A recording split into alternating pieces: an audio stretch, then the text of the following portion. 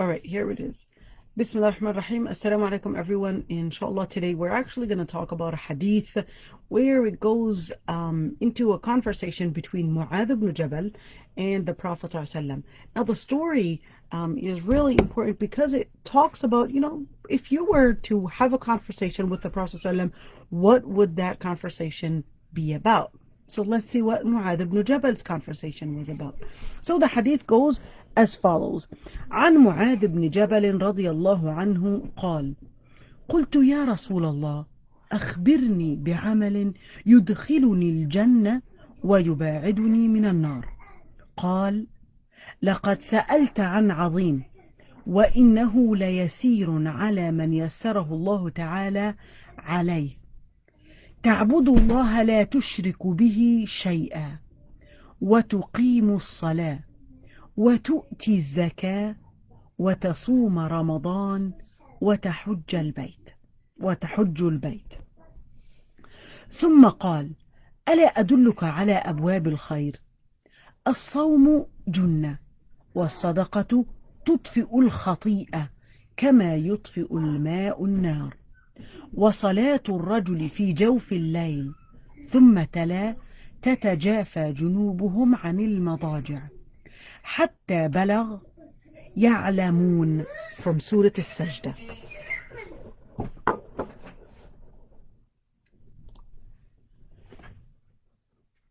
ثم قال: ألا أخبرك برأس الأمر وعموده وذروة سنامه؟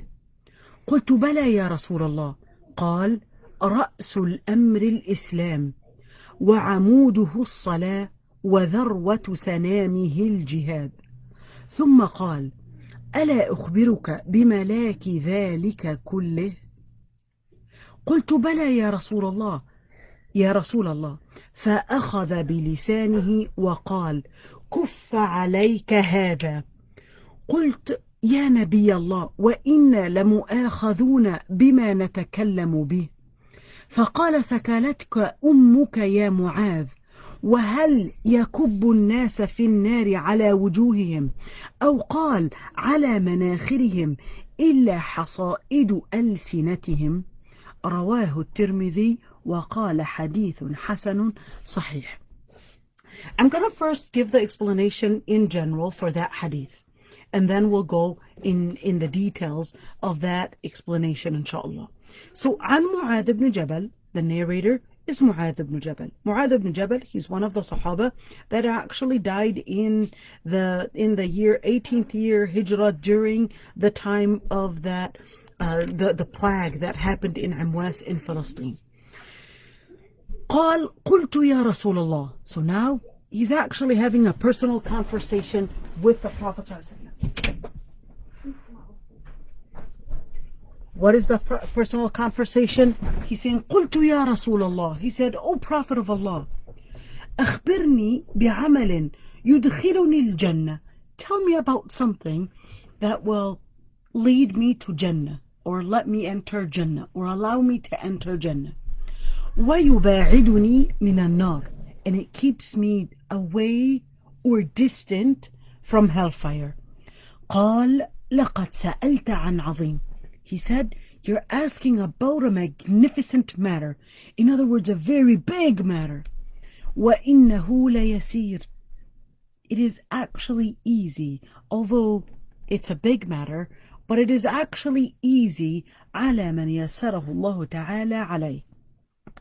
It's quite and rather easy on those that Allah subhanahu wa ta'ala made it easy on them. تَعْبُدُ اللَّهَ لا تشرك به شيئا. You would worship Allah Almighty without associating any partners with Allah subhanahu wa ta'ala. وتقيم الصلاة. Perform salah. تؤتي الزكاة. And give the zakah. وتصوم رمضان.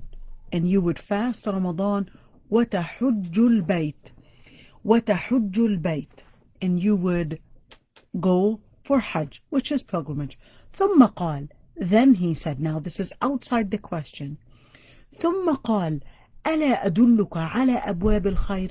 Shall I not guide you to the main doors for the general or the all good things, different doors for many good things. الصوم جنة. الصوم, fasting, is junnah. Junnah means a barrier. والصدقة تطفئ الخطيئة. Sadaqah, which is donations, almsgiving. تطفئ الخطيئة, turns off the sin. كما يطفئ الماء النار, just as the water turns off fire. وصلاة الرجل في جوف الليل, and the prayer that a man does in the middle of the night. Then he recited, تتجافى جنوبهم عن المضاجع. Then he recited the ayah from Surah As-Sajdah. تتجافى جنوبهم عن المضاجع, that their sides would not تتجافى. It's like it would stay away from sleep in order to actually do the dhikr and perform the salah. ثم قال, then he said, ألا أخبرك برأس الأمر وعموده وذروة سنامه? Shall I not tell you the highest point of that matter, the pillar, and even the main part of it, the upper part of it? قلت بلى يا رسول الله. Then I said, verily, oh please, O Prophet of Allah. He said, رأس الأمر الإسلام, the highest point of that matter, the highest point of that pillar is Islam. وعموده الصلاة, and what maintains it, what keeps it up, what holds it up is the salah. وذروة سنامه الجهاد, and the high point of it is al-jihad. ثم قال, then he said, ألا أخبرك بملاك ذلك كله? Should I not tell you about a matter that holds you, in other words, makes you control all of those things? قلت بلى يا رسول الله. I said, yes, please يا رسول الله, O Prophet of Allah. فأخذ بلسانه, then he held on his tongue. وقال, and he said, كف عليك هذا, and he said, hold on to this, holding on, and literally holding on to his tongue, and he said, hold on to this. قلت يا نبي الله وإنا لمؤاخذون بما نتكلم به.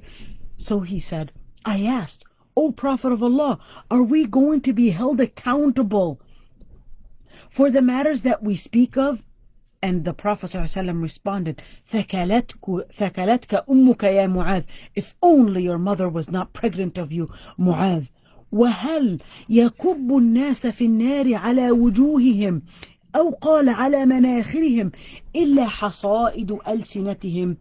Are people not thrown in hellfire, or even thrown in hellfire on their faces or on their noses, but as a result and what their tongues have harvested?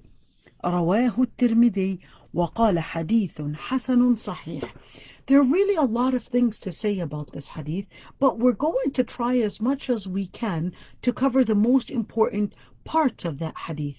So when we look at this hadith, there are a number of things that we need to focus on. And the most important part, which is when we look at how the Prophet ﷺ was teaching Mu'adh ibn Jabal. But of course, we start with what was Mu'adh ibn Jabal's concern. And this was really important. A few days ago, I had a group of, I would say, very enthusiastic brothers, had a conversation about, well, how do we make a difference in the society and in the community? And we've gone and we've seen the different groups and the different activities that are out there, but we still don't see that it really is combining the exact way of how the Prophet ﷺ was doing it. There's a number of things. Number one is that when we look at that, mashallah, I mean, they really reminded me of how Mu'adh ibn Jabal and the Sahaba were so concerned and so enthusiastic in order to change a lot within our society.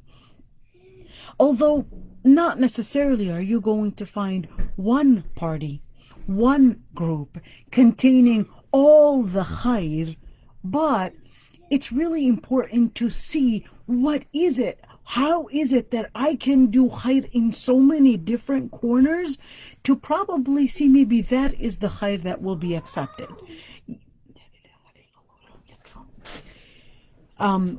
Which entrance, in which place will it actually allow me to enter Jannah from?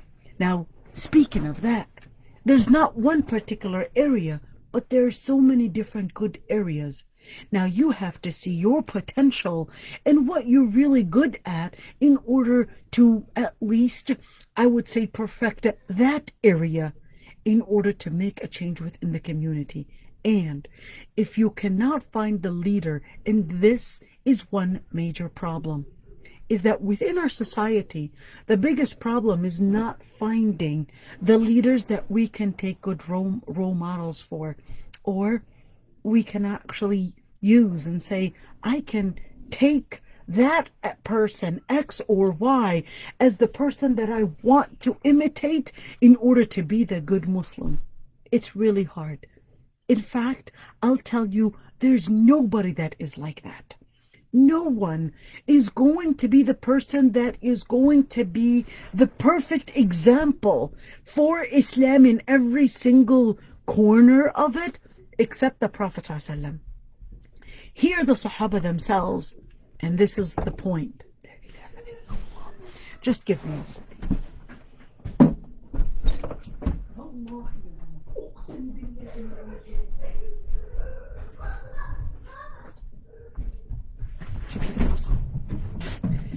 Now, when we look at Mu'adh ibn Jabal, taught by the Prophet ﷺ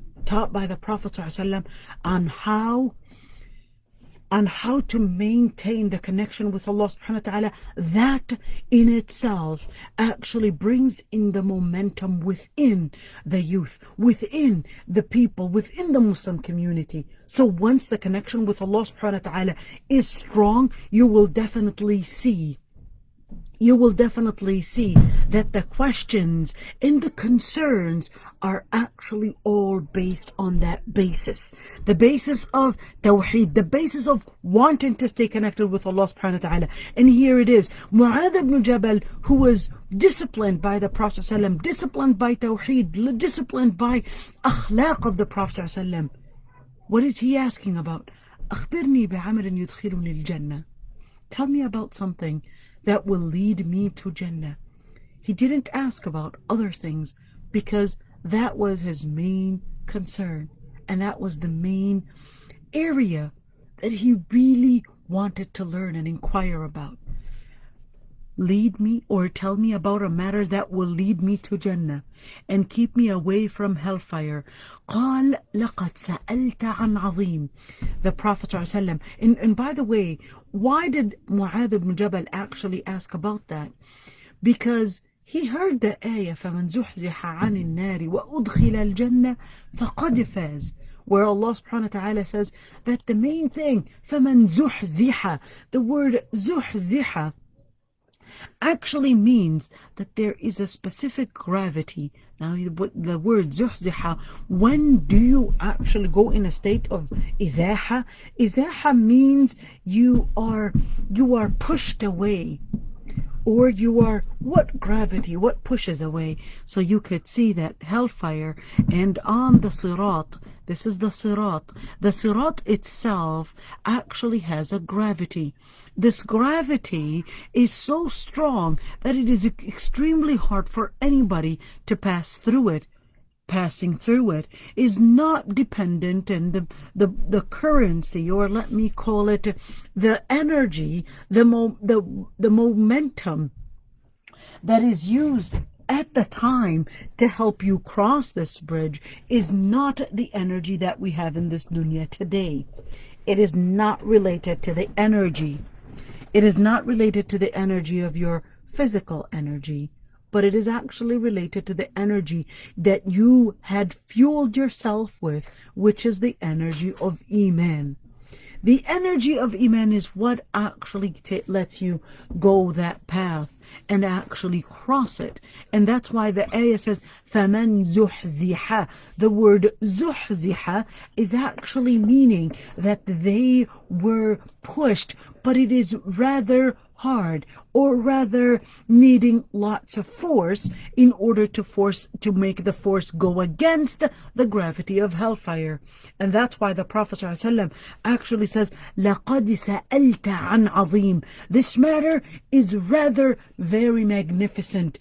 It's a very huge matter. Why did he say it is a huge matter? Because in the end, this is actually the main reason, the main purpose for our own creation. The main purpose for our own creation, and where Allah subhanahu wa ta'ala had created the world in order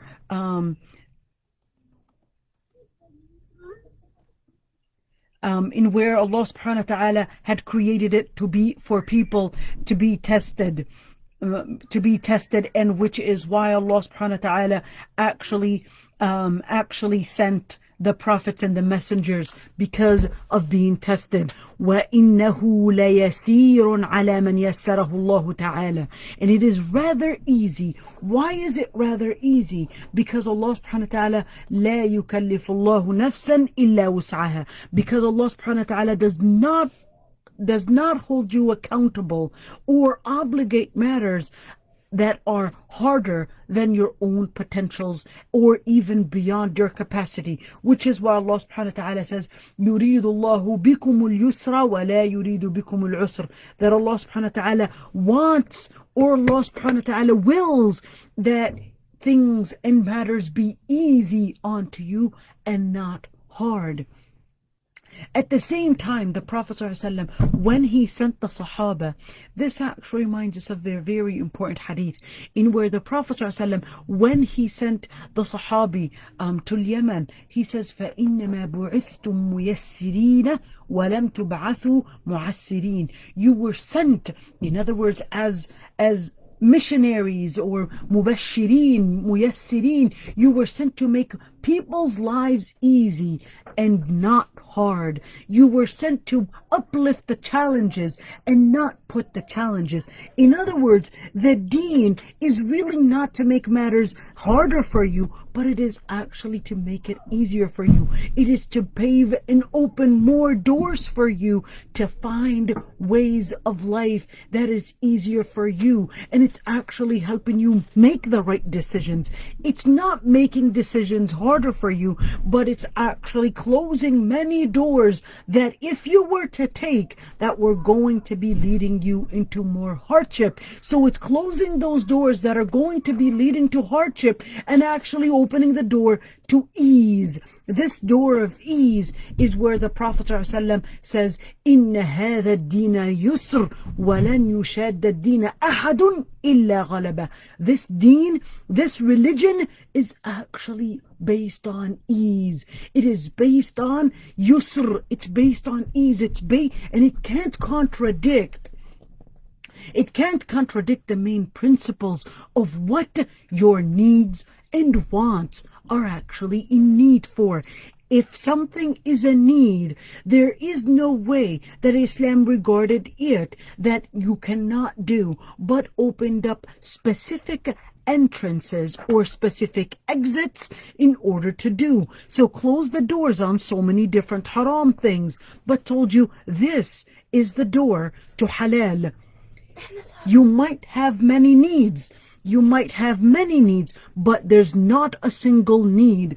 There's not a single need that Allah subhanahu wa ta'ala disregarded. If it is a need, Allah subhanahu wa ta'ala will give you ways will give you ways to help you cover it in halal ways. At the same time, when we're looking at needs, what needs are we talking about? We're talking about the need for deen, the need for spirituality, the need for guidance, which is our need on the inside, in where, why am I living? What purpose is my life for? And the need for life, your own life, to continue your life, the need to drink, to eat, to continue even reproducing, etc. And the need, of course, for education, the need to learn, which is al-aql side, and of course the need to preserve family.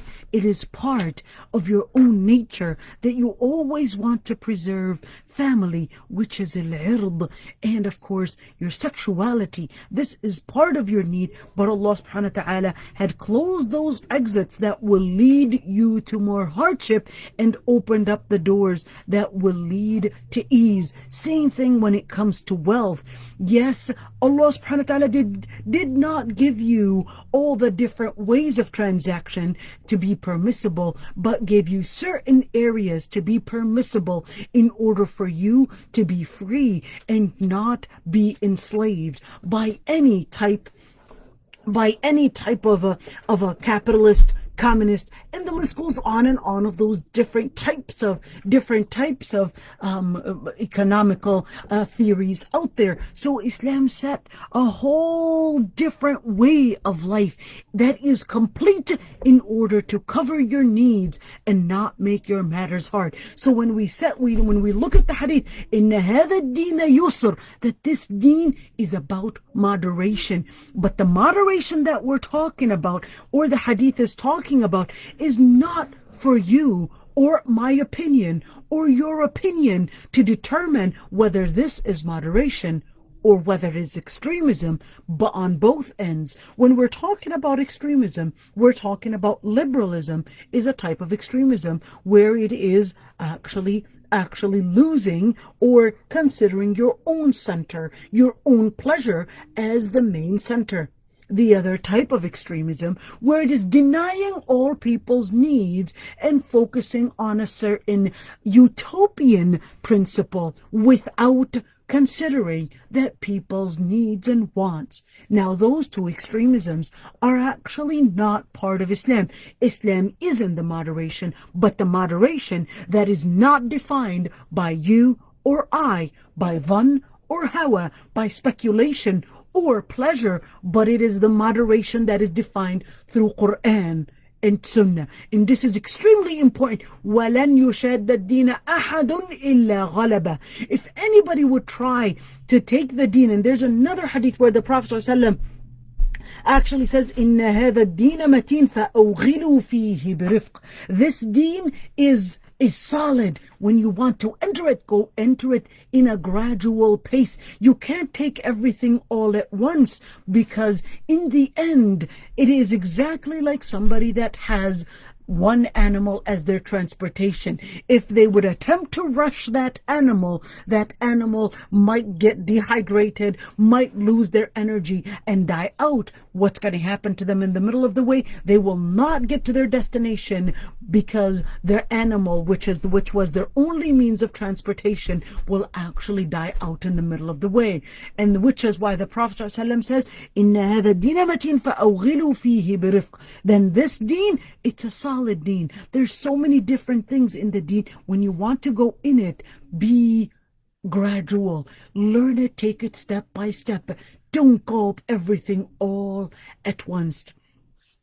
At the same time, it is really important to keep in mind, إِنَّ هَذَا الدِّينَ وَإِنَّهُ لَيُسْرٌ عَلَى مَنْ يَسَّرَهُ اللَّهُ تَعَالَى عَلَيْهِ. In the end, is that when we look at إِنَّهُ لَيَسِيرٌ, it is easy, but عَلَى مَنْ يَسَّرَهُ اللَّهُ تَعَالَى عَلَيْهِ. What does this remind us of? It reminds us of the hadith where the Prophet ﷺ makes the dua, اللهم إني أسألك فعل الخيرات وترك المنكرات وحب المساكين. If you look at the hadith where the Prophet ﷺ actually says, Allahumma inni as'aluka fi'l al-khayrat. Oh Allah, I ask you to grant me the ability and the capacity to do what is good. Why?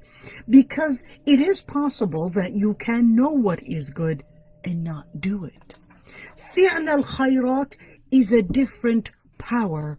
It's a different blessing. It's a different potential in where if you are blessed to do those good things, then it was actually a blessing from Allah subhanahu wa ta'ala that gave you the power to do it. And here, عَلَى مَنْ يَسَّرَهُ اللَّهُ تَعَالَى عَلَيْهِ, it is rather easy. In other words, if you are blessed with doing khair, you were blessed to wear the hijab, you were blessed to make your salah, you were blessed to make dhikr, you were blessed to teach your children how to make their salah, you were blessed to memorize Quran, you were blessed to attend this class. All that is really, one, because you put an effort, and two, Allah subhanahu wa ta'ala, because you put an effort, Allah subhanahu wa ta'ala made it easy for you because you put an effort. Where did we get that from? Well, we got that from the ayah where Allah subhanahu wa ta'ala actually says, وَالَّذِينَ جَاهَدُوا فِينَا لَنَهْدِيَنَّهُمْ سُبُلَنَا. Those that put, or those that jahadu, those that put the effort for the sake of Allah subhanahu wa ta'ala, Allah subhanahu wa ta'ala will open doors of different paths to go and lead to His guidance. And this is really important. You have to put the effort. You have to decide you only have one mouth and you have two ears. You have to decide what you're going to do with your potentials, what you're going to do with your time, because you, Ibn Adam, are a matter of time. Now, it's really important to keep in our mind. I put a post up, but it seems like it was misunderstood by some. And I said, if a piece of cloth, some are finding it hard to put on, how is it if they were going to be facing Ad-Dajjal or even the fitna of death? The fitna of death, what is the fitna of death? While the person is dying, they're facing the excruciating pain, extreme pain, that during that moment, if the person is focused on Allah subhanahu wa ta'ala all the time, they will be capable of not focusing on their pains and rather focusing on meeting Allah subhanahu wa ta'ala. And at that moment, whoever says La ilaha illallah as their last and final word, they will enter Jannah. Having that being said, when we look at if the least you are struggling with, that means you need more effort. You need to, again, leave certain things. Leave certain things. It's just like a spring. In order to go up, you need to push against the gravity that is keeping you away from going up. If you're not able to push against a small gravity, are you really going to go and be able to go up and push against a stronger gravity? What stronger gravity? The stronger gravity could be so many fitan out there, so many trials out there that the Prophet ﷺ had talked about. What does that look like?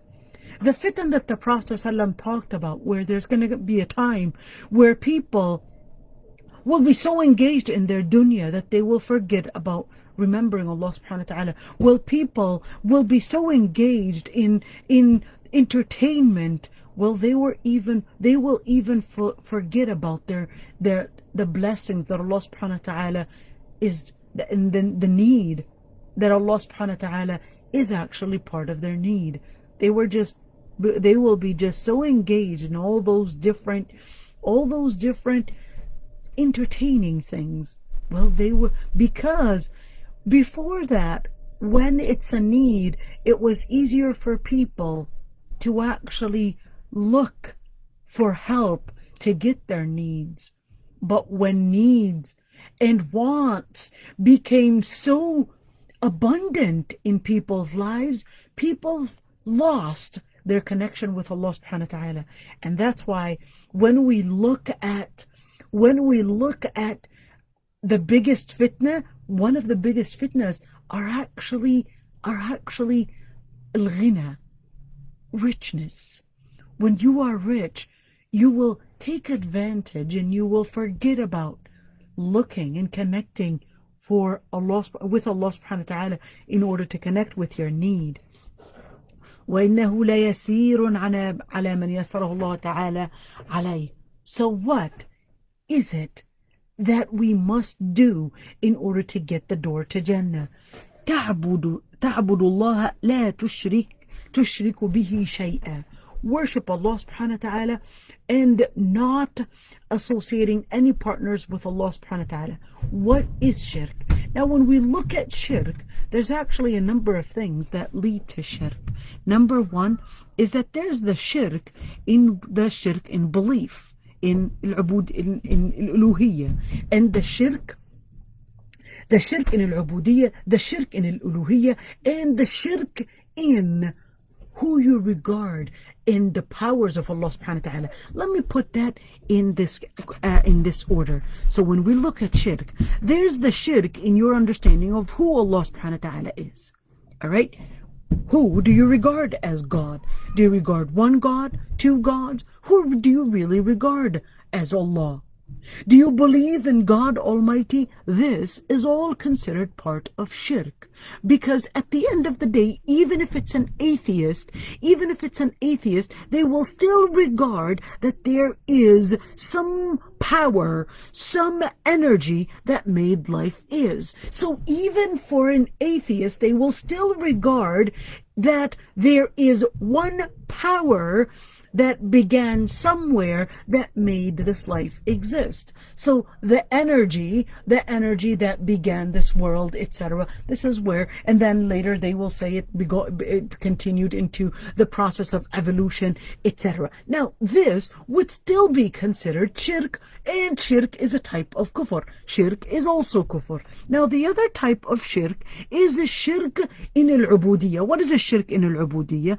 A shirk in al-ubudiyya is in the way you worship and who you worship, which is the most common type of shirk. What does that mean?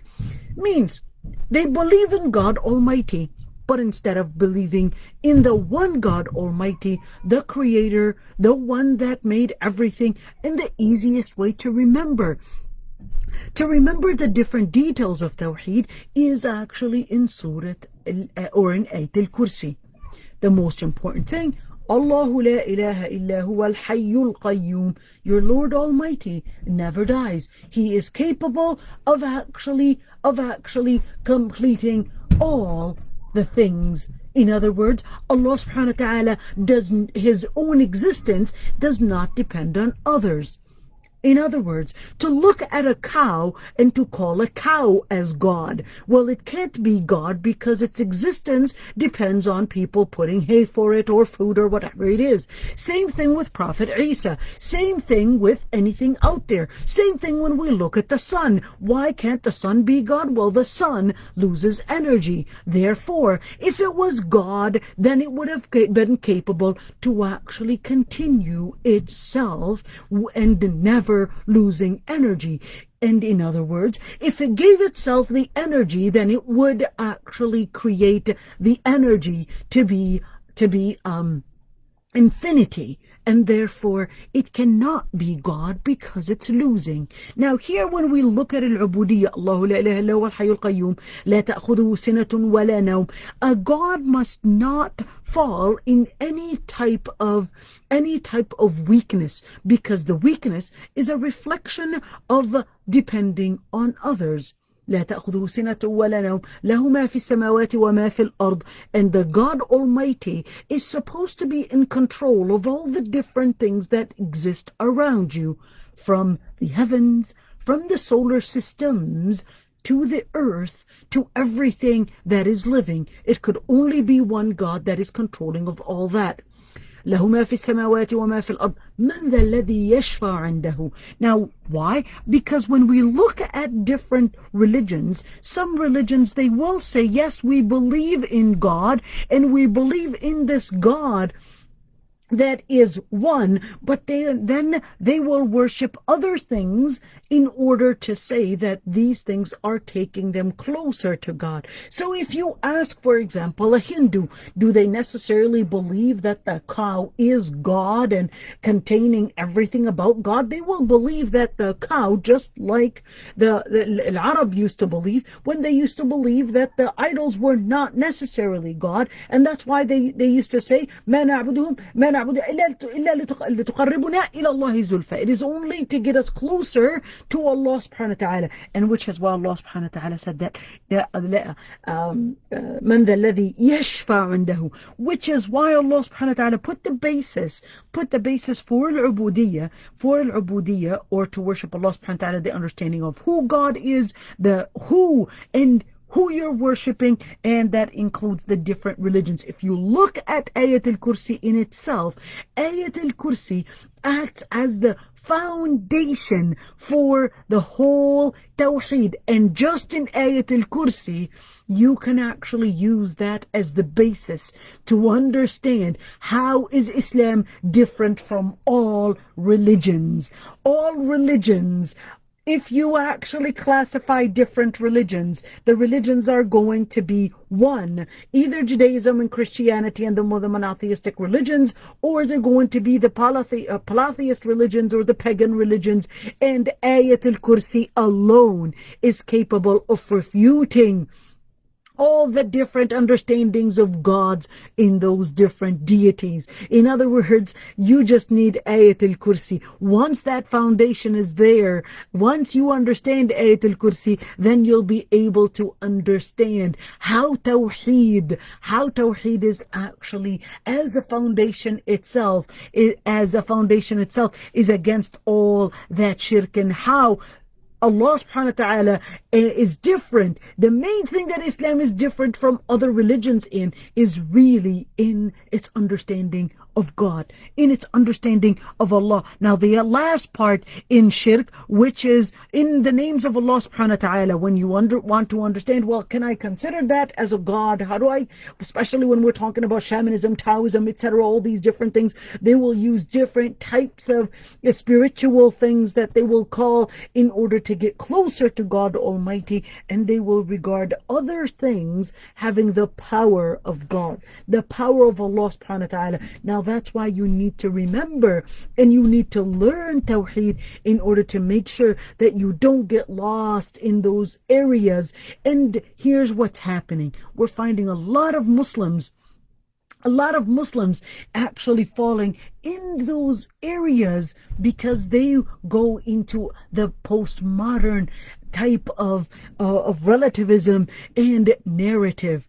Now, somebody asked a question, what shirk al-riya, the shirk of al-riya? The shirk of al-riya is actually going into two types of shirk. The shirk of al-riya is that you're doing something not for the sake of Allah subhanahu wa ta'ala, and you gave a person your focus. You gave the people that focus in your sincerity, and it actually falls into two areas. You regarded these people as having importance that is higher than Allah subhanahu wa ta'ala's importance, and which is the shirk in al-asma' wa sifat right there. And it is also granting them that focus in where you slipped off in your ubudiyya, in your servitude for Allah subhanahu wa ta'ala, and you made people and their praise as your focus, and not the praise and the acceptance of Allah subhanahu wa ta'ala and the consent or the acceptance of Allah subhanahu wa ta'ala. Now, تعبد الله لا تشرك به شيئا, where you don't associate any partners with Allah subhanahu wa ta'ala. وتقيم الصلاة. تقيم الصلاة. What is تقيم الصلاة? تقيم الصلاة, we did talk about that, so we're not going to go in lots of details, because we talked about تقيم الصلاة, تؤتي الزكاة, تصوم رمضان, وتحج البيت, and we talked about those, the basic 5 arkan. the basic 5 pillars of Islam. We talked about that before. ثم قال ألا أدلك على أبواب الخير. Now I want you guys to realize here that the Prophet ﷺ actually laid out the pillars first. In other words, you can't dismiss the pillars and actually consider that, yes, I'm Muslim, but I don't pray. I'm Muslim, but I don't give the zakah. Once you're actually saying and putting the word but, this is actually telling you that there's something very important that you need to work on. That if this was not easy, even though the Prophet ﷺ says, إِنَّهُ لَيَسِيرٌ, it is easy, but if that wasn't easy, then how far did you go in growing in your deen? ثم قال ألا أدلك على أبواب الخير. Other areas, ألا أدلك. So the Prophet ﷺ, he answered the question, the first segment of the question at least, in where he made it clear that, if you want to enter Jannah, this is what you need to do in the beginning. This is your start. But ألا أدلك على أبواب الخير. Well, there's the Jannah, to get to Jannah. But getting to Jannah, you got to it, but you need keys to enter the Jannah. You need keys to enter. So you got there, but you need to go inside. And that's why you need the doors. أبواب الخير. Now the word al-khair is actually this al-istighraqiyya, meaning there's so many good areas. It is a general and an inclusive term where there's so many good entrances, so many good entrances for you, or good keys, let's call it that way. The door, the keys of al-khair, the keys to goodness, the keys to let all those doors. May Allah subhanahu wa ta'ala, Ya Rabbi, have us all enter. Say Ameen. May Allah subhanahu wa ta'ala have us all enter. Ya Allah, I can imagine myself on the doors of Jannah, and it's like, okay, well, I need to go inside. I've gotten this far, but how to go inside? Let's see how to go inside. As-sawmu junnah. Key number 1. Key number 1, as-sawmu junnah. Fasting is junnah. What is junnah? Junnah is a barrier. Anything that is jaim and noon is a barrier or hidden. What is that? When you look at the word Jannah, it's the hidden garden. When you look at the word jinn, they're the hidden creatures. When you look at the word janeen, it's basically that hidden human being in the mother's embryo, in the mother's womb, which is the embryo. All those different jim noons are basically telling you that it's a hidden thing. Abwab al-khair, the doors to goodness, to open up the doors of Jannah. Start. Key number 1, fasting. Siyam. And right now, especially for those that are living in Minnesota, Siyam, where Salat al-Maghrib is at 4 and Salat al-Fajr is around 5:40. So we're looking at very little time, not long for fasting. Use a lot of time for fasting because it will help you learn. What is the word Junnah supposed to be giving us a hint for? That it is a key to helping you grow in how to control yourself. It is that hidden potential. It is that hidden power. Again, that hidden power to help you gain control over yourself. Because why did it say as-sawmu junnah and abwab al-khair? Because in another hadith, the Prophet ﷺ actually said, in another hadith, that حُفَّتِ النَّارُ بِالشَّهَوَاتِ, that hellfire is surrounded by shahawat, is surrounded by pleasureful things, and al-Jannah is surrounded by al-makarih, are things that you can't do. It's kind of like thorns. You don't want to get through it. You don't want it. It's very detestable. I'm not sure I could do it. But here, Allah subhanahu wa ta'ala is telling you, in order to be able to not, or this is, here, hellfire, because all the pleasurable things are surrounding hellfire. As-sawmu junnah. In order for you to learn how to control yourself from not wanting to get to those areas, if you want to learn how to control yourself, well, it actually starts by putting in that inner therapy. What is that inner therapy? It starts with that inner therapy of siyam. Increase in your fasts, because that will give you the power of self-restraint. So when we say as-sawmu junnah, as-sawm, siyam, is the first door of therapy to self-restraint.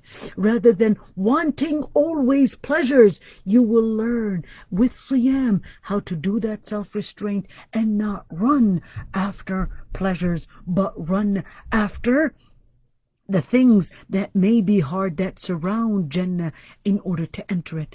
وَالصَّدَقَةُ تُطْفِئُ الْخَطِيئَةِ. Is sadaqah. What is a sadaqah? Sadaqah is actually at different levels. There's the sadaqah where you're just giving donation, but there's another type of sadaqah in where لا تؤمنوا حتى تنفقوا مما تحبون. You won't be considered as the person that is on the top of the believers unless you donate from what you really love. What does that have to do with anything? Once you give up on your dear things, your brother wants that cookie and you learn, although you really want it, but you learn how to give it up for the sake of sharing, for the sake of living up to a principle. What does it mean to share? What does it mean to donate? What does it mean to give something up? It actually means to live up to the principle, that the principle is more important to you than the good thing that you own. Once you learn how to give up on what you own and that piece of dunya, that is when you're able to understand deep on the inside and put in that discipline that is more valuable. It's an issue of what do you consider more valuable? Is it the principle of giving sadaqah, or is it that materialistic thing that you really want? What is more valuable to you? If it's the principle, then this is a sadaqah. It's sadaqah. تُطْفِئُ الْخَطِيئَةِ. What is تُطْفِئُ? تُطْفِئُ means it turns off. How is it that it turns off? And تُطْفِئُ الْخَطِيئَةِ, what does it turn off? What does it mean? Well, this is giving actually a connotation that al-khati'ah, that sin, actually has some negative power, some negative force into you. This negative force, in which is, when we look at here, this is not talking about the negative energy that all those different the different Buddhists and all those different people that are actually talking about the negative energy. In Islam actually considers, this is not talking about that. But here is actually telling us, as-sadaqah tudfi'ul khati'ah, that the sin itself has some kind of heat on the inside. It has some kind of heat, some kind of burning sensation on the inside. It will be there, and it eventually turns off a lot of good things within you. It burns it off. You want to imagine it like this, in where when a person makes a sin, that sin starts turning off a lot of good potentials in you. As-sadaqah tudfi'ul khati'ah is actually telling us that al-khati'ah is actually a burning thing, in where you do one wrong thing, this wrong thing will actually have some force to take away your energy in doing what is right. Without you realizing, it will take away a lot of your good powers, your energy to doing what is right. So here, in order to turn off the heat or the burning powers that, or the burning negative things that al-khati'ah or sin does in you, you want to make sure that you learn how to give sadaqah. Why? Because the sadaqah actually gives you another power, which is the power to see and live up to the principle that Allah subhanahu wa ta'ala had regarded already as more valuable. So once you teach yourself here, as-sadaqa tutfi'ul khati'ah, it actually turns off those negative things within us. Tutfi'ul khati'ah, put in the sadaqah, and it will turn it off and turn off the heat of it.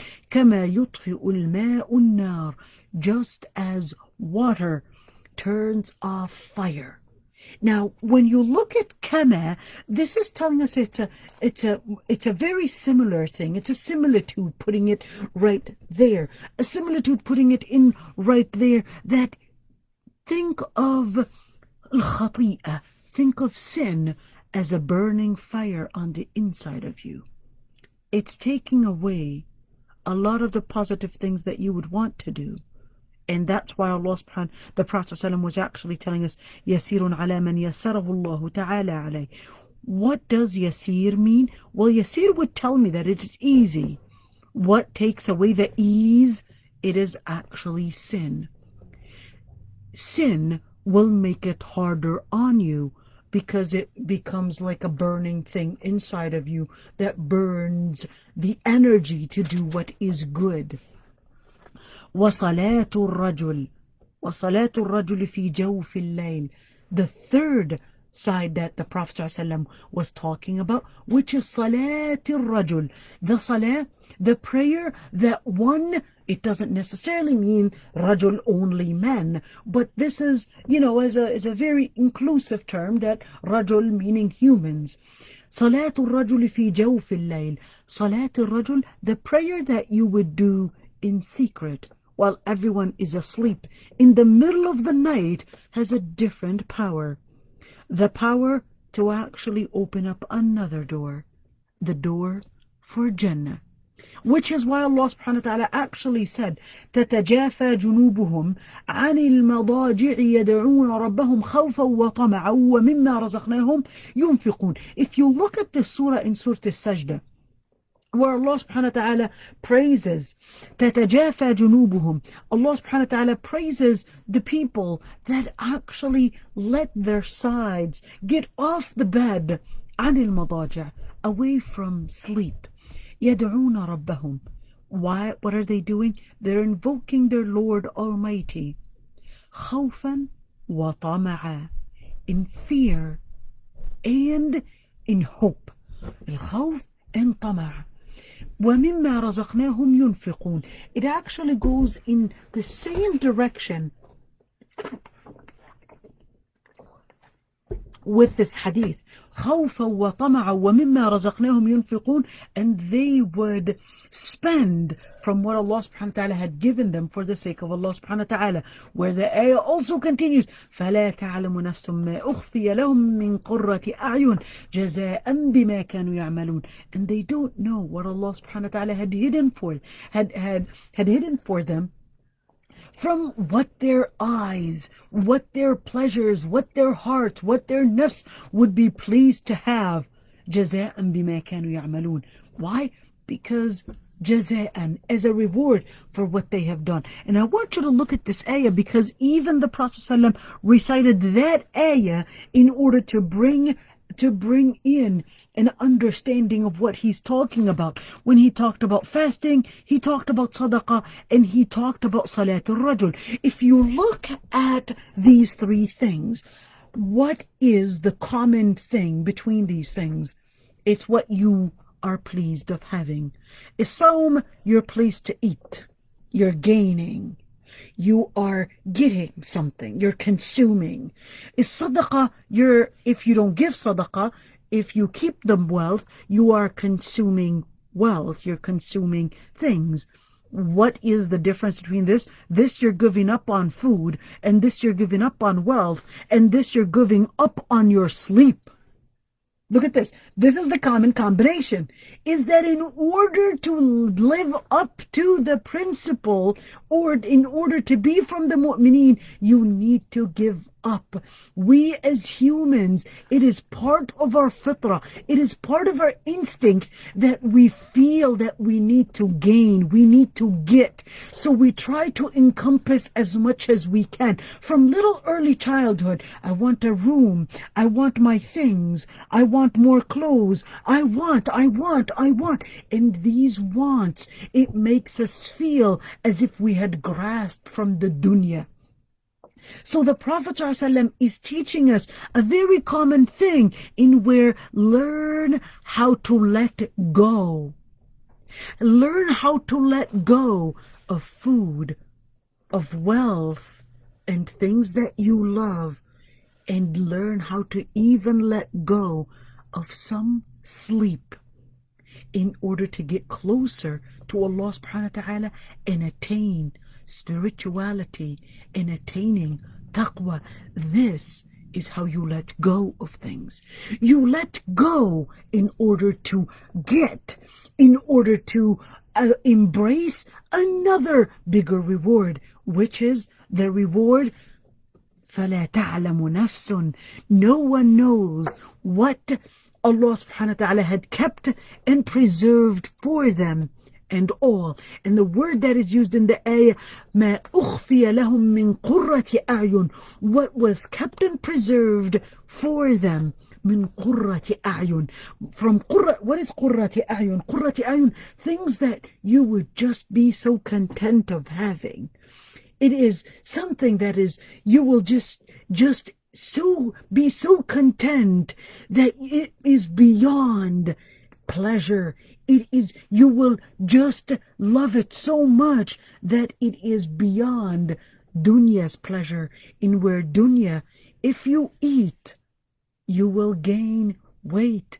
And yes, you will also gain energy. But Islam told you to eat as much as to keep your energy, which is the need. But be careful from overeating, because remember, the first sin was actually in eating. It was Adam that ate from the tree. That was the first sin ever. Then, sadaqah, wealth, that was the sin. When it comes to wealth, when it comes to riba, when it comes to all the different haram money, but Islam went, don't only work on the limit, but go beyond the limit and actually give from the wealth that you have, to teach your inner self to do that inner therapy, that detoxification on the inside, where you actually give up from your love for that money and for those goods that you have around you for the sake of Allah subhanahu wa ta'ala.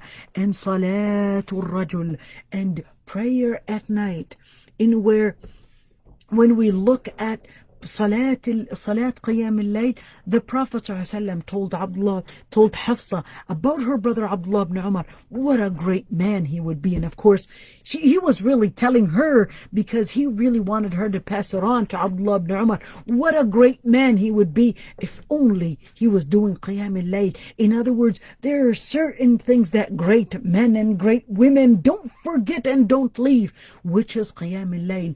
If you can't do Qiyam al-Layl, there's another hadith where the Prophet ﷺ actually said that if a man would wake his wife up, or the woman would wake her husband up just to pray for rak'ahs at night, just for rak'ahs, doesn't have to be all night, they would be written.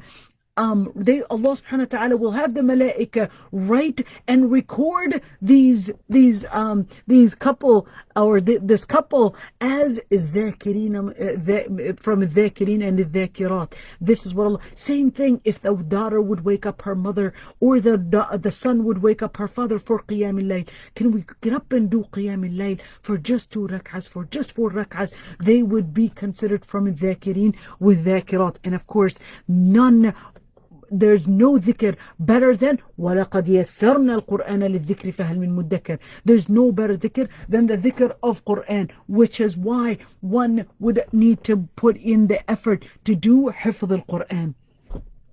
ثم قال ألا أخبرك برأس الأمر وعموده وذروة سنامه. Should I not tell you of something that is considered like the pole that keeps it up, that raises it, that keeps it strong? And he said, yes. He said, the رأس الأمر, the highest place. In other words, when you're looking at building a fortress, you build the main part of it, and that is Islam. Then you need to maintain your Islam. You need to maintain your fortress up high by putting up pillars to keep the ceiling strong and held strong, and that's the salah. And then in order to keep all that safe and secure, you need the jihad. All those areas. What is the common thing between all these?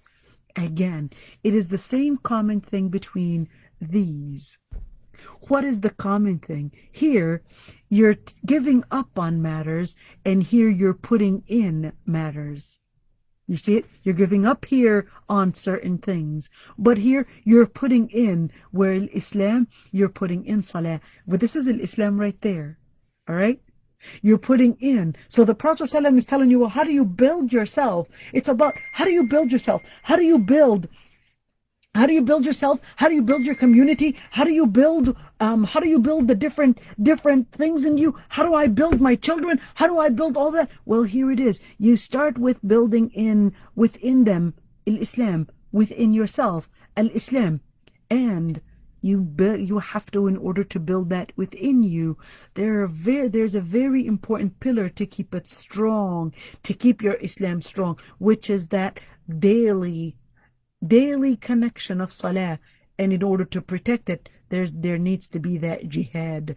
There needs to be that jihad in order to keep it secure, putting in that effort. And of course, this jihad is actually speaking, ذروة سنامه الجهاد. This is actually talking about when you spend الجهاد في النفس, الجهاد في المال, الجهاد في النفس and الجهاد في المال, which is really going in for spending for the sake of Allah subhanahu wa ta'ala, or spending for the sake of Allah subhanahu wa ta'ala, even if that meant your own life.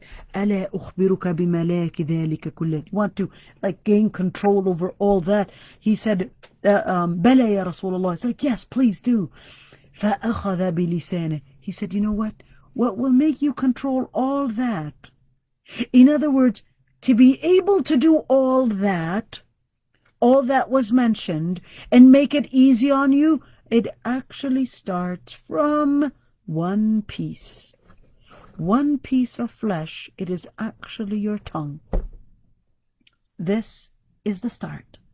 Now, he said, كُفَّ عَلَيْكَ هَذَا, means that is what you need to control. What did he do? He actually put his hand on his tongue.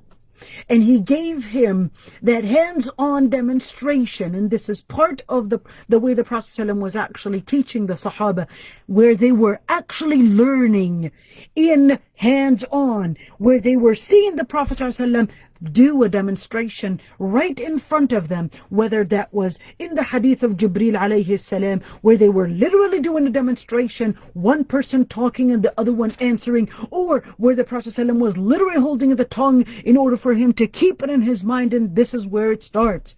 Or in another hadith where the Prophet ﷺ was actually saying, do Hajj as you see me doing Hajj, or do Salah as you see me doing Salah, and do Wudu. Doing wudu, the Prophet ﷺ was literally performing it in front of them to see it, a visual demonstration right before them. So the Prophet ﷺ was giving him this demonstration. This is where it starts. Don't forget it, and touched his tongue.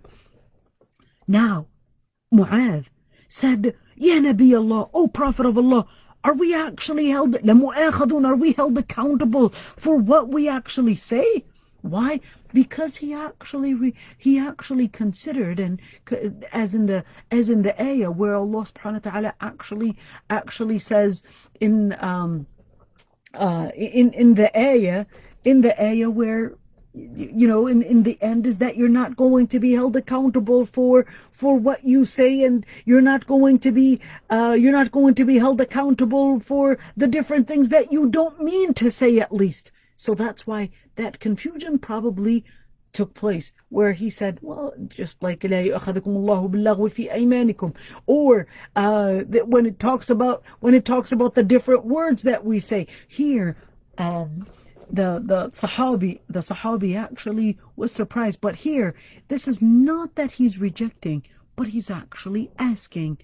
فقال ثكلتك أمك يا معاذ. Now this is actually a word that the Arab used to say. It's like, oh, if only your mom didn't have you. It's not literally to mean if only your mom didn't have you. This is not swearing, but this is kind of like cuddling words. ثكلتك أمك, if only your mom didn't have you. It's kind of like, you know, in our modern times and the slang, it's like, come on, bro. It's kind of like, you know, it is not that the person is not necessarily literally your brother, but it is, you know, a type of cuddling. So here, ثكلتك أمك, it's a dua, yes, but this is more of a word that the Arab used to say. It's like, oh, if only you weren't there, if only your mom didn't have you. وهل يكب الناس في النار على وجوههم, like, aren't people, most of the things that lead people, and this, the word yakubu actually means that people are literally thrown there. It's kind of like when you gather a whole handful and throw it inside. نسأل الله العفو والعافية. هل يكب الناس في النار على وجوههم, like most people are actually thrown in hellfire على وجوههم, on their faces or on their nose. So this is not necessarily to mean literally on the face or even on the noses, but this is saying that, you know, the upper part, even the highest parts, they're thrown inside with the most, even on the most honorable areas of their bodies. Why? Really, because of what their tongues have said. In other words, what their tongues have said is mainly, it's usually going into he said, she said, in the word said, and or in talking about people and the negative things and the different secrets that people had given you. Don't tell people's secrets. And at the same time, make sure that when you engage in talking, let your tongue, just as here the Prophet ﷺ is mentioning, let your tongue be what lets you enter Jannah. If you are cleaning, if you are driving, if you are doing something, get your tongue used to the dhikr, because that dhikr is what will be getting you in higher ranks in the akhirah. And nas'al Allah subhanahu wa ta'ala to make us from al-dhakirin and al-dhakirat. And that's why Allah subhanahu wa ta'ala gave you one mouth. There's no way that you can engage in dhikr and engage in ill talk at the same time. And one therapy, in order to grow in your deen, engage in dhikr, and that will get you busy from doing the wrong things. And this is the end of this hadith. A lot has been said in this hadith. This is the 29th hadith, which actually means we only have 10 more hadith to go, and we'll be ending, inshallah, or 12 more actually. We'll be ending, inshallah, in Al-Arba'in Nawawiyya. And stay tuned, because we're gonna do a whole series on the book Barahin al-Nubuwwah, which is the book Barahin al-Nubuwwah, the evidences of prophethood. In other words, the miracles of the Prophet ﷺ. And we'll talk about that, inshallah. Any questions before we end here? And I know you can raise your hand and I'll be happy to unmute. Even the people on Facebook as well. If you have any questions regarding the lecture, you can post it here. I will put it up on YouTube, this video, inshallah. And I will send it on to everyone. You can subscribe to my YouTube channel, and inshallah it'll be easy. So Sister Wafat, go ahead. Assalamu alaikum wa rahmatullahi wa barakatuh. وعليكم Jazakallah السلام. khair, Ustad. وإياك. That's amazing. So are you suggesting that the more dhikr you do, that cleanses you from the sins, and therefore it'll make it easier for you to engage in qiyam and sadaqah and things like that? So, yes, absolutely. But here's one thing, is that the Prophet ﷺ actually says in another hadith where ما أمرتكم به فأتوا منه ما استطعتم وما نهيتكم عنه فانتهوا. What I ordered you to do, do as much as you can. What I ordered you to leave, leave that instantly. In other words, make an absolute separation between you and those sins. So dhikr does actually help you in gaining the power, in gaining the momentum, in gaining the power in order to stay away from sin. In fact, that's your way to getting away from sin. To get away from sin, for example, the different tongue sins, and this is the tongue sins are really going to be connected. There, when you want to talk about different matters, this becomes and acts as that energy, and the force of your tongue is really considered like the dynamo that lets your mind focus on certain matters, no matter what it is. That's what acts as that dynamo that moves around the different focuses. You really focus more on what you say than the things that you hear. And this is why it's like focus on what you say, and make sure that if you are speaking of something, make sure that you start from that corner, and that area will actually help you correct your different areas, the different struggles that you may be struggling with in your life. How do I start with correcting that area? Well, let it engage in dhikr, and you will see yourself distancing yourself away from the different people that will take you away from that dhikr area. You will see yourself losing your friends that are negative friends, losing the times that are negative, that are taking away then your the taking away your energy to do the right thing. And you will actually see. So if you really want the therapy actually starts from the tongue, from what you say. What you say is really the start. Here's somebody that is also asking a question. Is dhikr still effective when the person just speak as a sound? Either don't speak Arabic to know what it means. So dhikr actually has different levels. So there's the level of dhikr where you are doing the dhikr, meaning imrar ala lisan, where you're just saying it without your focus. And there's the other dhikr where it actually gets to the level of tatma'innu bihi al-qulub. So in the beginning, you might actually engage in dhikr and you're not really feeling your words. All right? But then down the road, that dhikr will start affecting your mind, that will start affecting your focus, and that dhikr will start, think of it as a vibration. It will start going inside your heart, and it will dwell deep in your heart, and dhikr will become that momentum that is on the inside to later fruit in your behavior. Now, when you want to talk about dhikr, this dhikr that is mentioned in this hadith is the oral dhikr. So if you focus on the oral dhikr, that will help you do the different behavioral dhikr, which is the different behavioral dhikr that surround you, whether it's you wanted to do the behavior of fasting, the behavior of sadaqah, the behavior of salah, the behavior of the different things. But it actually starts with controlling your tongue. It will help you manage your time. It will help you manage your time, your focus, and your energy. Then you'll be able to do those different matters. Let's see, Abdi, you also had a question. Go ahead.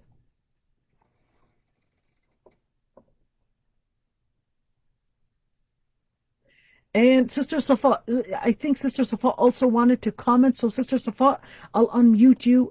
Sorry about that, Sister Safa. Go ahead. فهو أنا كنت عاوزة أعلق إن هو أن الدعاء والذكر ده نوع من spiritual therapy بيساعدنا على تحمل مشاكل الحياة، أو إن إحنا بنفكر برواقة بعيد عن الانفعالات. فدي في حد ذاتها كنوع من أنواع الثيرابي والمديتيشن. Right. So Sister Safat wanted to comment, and she said, you know, when you actually do dua or when you do dhikr, that's a spiritual dhikr that will help you cope with the different challenges that surround you in life. That is actually very true. And subhanallah, you know, when we actually look at the hadith and where Allah subhanahu wa ta'ala, where the Prophet ﷺ or Allah subhanahu wa ta'ala in the ayat, actually focusing on the issue of dhikr, that, for example, in that وَإِنَّهَا لَكَبِيرَةٌ إِلَّا عَلَى الْخَاشِعِينَ, it talked about sabr, or talked about salah, that dhikr was the method to help you cope with the different challenges, with the different hardships that you may face in life. And when we're talking about different challenges, every single one of us goes through a challenge. But then there are these moments where, you know, we can give lectures about challenges, but it isn't until your tongue has gotten used to doing the dhikr that your tongue will be able to say the dhikr when the challenge takes place. And may Allah subhanahu wa ta'ala make us from those. Jazakallah khairan, Ustaza Safa. And let's go ahead with Abdi. Abdi, you wanted to say something. You had your hand risen for a long time. The best recipe to make dua. So the best recipe to make dua. My favorite dua, Allahumma inni as'aluka fi'al al-khayrat wa tark al-munkarat wa hubb al-masakin. This is my favorite dua because it's so easy. You know, every single sahabi, every single person has their favorite dua, but that one is actually my favorite. Because it's so easy to know something. You could just read it in a book and you could hear it in a lecture, but the hardest part is to actually gain and gather your energy to do what is right. My daughter has a question. Should you make dua not to go to Nar or go to the highest Jannah? Should you make both? Make the dua to get to Jannah and the highest place of Jannah, and make the dua that Allah subhanahu wa ta'ala would keep you away from hellfire. Allahumma harrim junubana 'an an-nar, and Allahumma inna nas'aluka al-firdaws al-a'la. You could make that dua to do both. And yeah, Ukht Fatima, there you go. So jazakumullah khairan everyone, and nas'al Allah subhanahu wa ta'ala to grant us all the highest place of Jannah and make us from those that will be from الذاكرين الله كثيرا والذاكرات, and make us from those that will be from al-mu'mineen, that will be good leaders and good role models and examples for the other mu'mineen. Jazakumullah khairan everyone, and assalamu alaikum wa rahmatullahi wa barakatuh.